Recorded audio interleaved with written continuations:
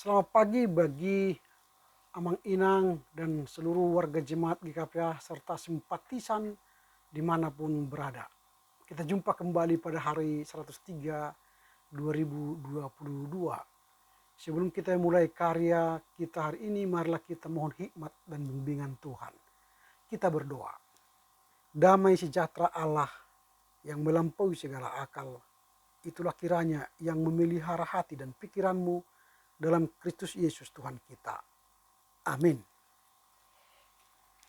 Firman Tuhan yang akan kita renungkan pada hari ini tertulis dalam kitab Mazmur pasal 72 ayat yang ke Mazmur 74 ayat yang kedua.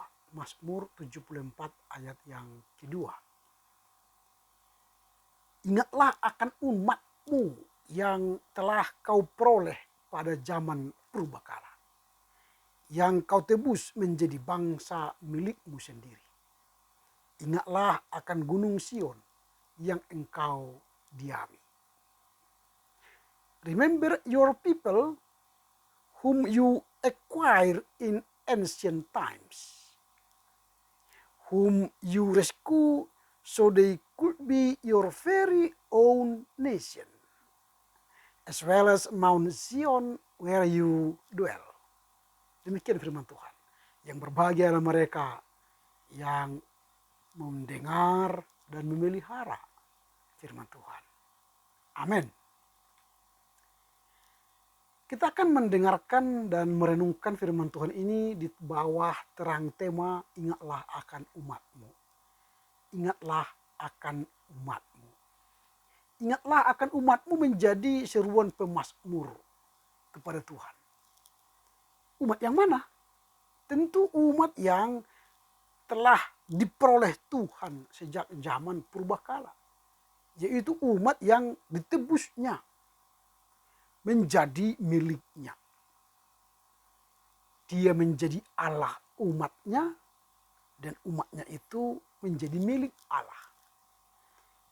Itulah yang mengatakan Tuhan ingatlah kami. Kira begitu. Pastilah Tuhan akan ingat umat yang ditebusnya. Karena dia sudah pilih, dia tebus dan menjadi miliknya. Tuhan tidak akan melupakan. Yang menjadi persoalan ialah umatnya itu yang terkadang abai bahkan melupakan Tuhan. Itu yang terjadi bukan? Terkadang kita ingat Tuhan, terkadang juga melupakan Tuhan. Tetapi Tuhan tidak akan pernah melupakan kita. Nah, hari ini adalah hari terakhir dalam perayaan Minggu Sengsara Yesus. Dalam tradisi Kristen, Minggu Sengsara Yesus itu dimulai sejak Rabu Abu. 40 hari sebelum Paskah. Rabu Abu itu ditandai dengan pertobatan, pengorbanan, dan berpuasa. Biasanya pada ibadah Rabu Abu, setiap orang yang datang ke gereja ditorehkan abu di dahinya. Dan ketika pendeta menorehkan dahu di dahinya, pendeta berkata, ingatlah engkau berasal dari debu dan akan kembali kepada debu. Artinya kita disadarkan bahwa kita ini dari abu dan akan kembali ke abu. Karenanya, karena kita sebagai abu, berasal dari abu, maka bertobatlah. Perbaiki hidupmu. Dan kenanglah bagaimana Tuhan mengingatmu supaya engkau berharga, supaya engkau beroleh kehidupan yang kekal. Makanya masa Minggu Sengsara Yesus ini diisi dengan pertobatan, pemeriksaan batin, dan berpantang atau berkorban. Guna apa? Mempersiapkan diri bagi kebangkitan Kristus dan penebusan dosa kita. Jadi menyambut Jumat Agung dan Paskah, kita benar siap dengan pertobatan. pantang diri atau mengorbankan sesuatu dari diri kita supaya kita berbagi kepada orang. Biasanya pada Rabu Abu, selain diberi tanda salib di dahi kita, gereja memberikan celengan. Supaya apa? Pada masa Minggu Sengsara ini kita mengurangi mengkonsumsi sesuatu ke dalam tubuh kita. Dan yang kita kurangi itu masukkan ke celengan. Yang biasanya kita makan, setiap makan kita memakan dan menanak nasi 5 takar atau 5 muk, maka kita kurangi menjadi 4 muk. 1 muk masuk celengan. Yang biasanya kita mengkonsumsi daging 2 kali seminggu menjadi sekali, 1 kali masukkan celengan. Yang biasanya kita tiap hari minum kopi, maka 1 kopi masukkan celengan. Itu pengorbanan.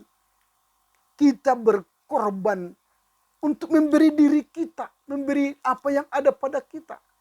Supaya orang yang kekurangan mendapatkan kebahagiaan, mendapatkan kehidupan, mendapatkan keselamatan. Yesus jauh lebih besar pengorbanannya dari kita. Dia mengorbankan nyawanya di Golgota supaya kita ditebus. Masa kita tidak mampu berkorban sedikit untuk orang lain? Makanya Minggu Sengsara Yesus itu kita isi dengan berkorban, bertobat, dan berpuasa. Sejak lama memang bahkan berabad-abad sebelum Kristus, abu telah menjadi tanda tobat. Misalnya dalam kitab Yunus dan kitab Ester, kita dapat melihat bagaimana Raja Niniwe mendengar nubuat Yunus bahwa Niniwe akan ditunggang balikan, maka turunlah ia dari singgasananya, ditanggalkannya jubahnya, diselubungkannya lah kain kabung, lalu ia duduk di abu. Nanti kalau kita baca Yunus 3:6. Selain itu, Ester juga mencatat ketika Mordekai, anak dari saudara ayahnya, menghadap raja untuk menyelamatkan bangsa, Ester pun menaburi kepalanya dengan abu. Ester 4:13.